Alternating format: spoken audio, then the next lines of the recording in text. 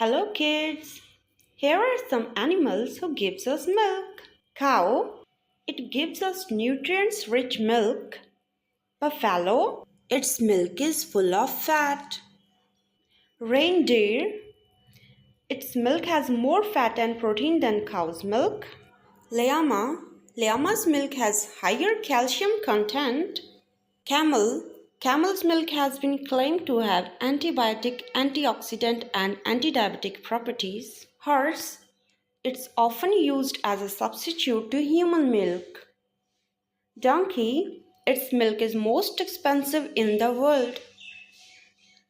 Sheep, it's full of nutrients and also used in cosmetics.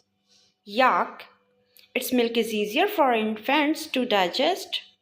Goat, it's good for bone health and it's also safe in pregnancy. Thanks for watching. Please subscribe for more educational videos.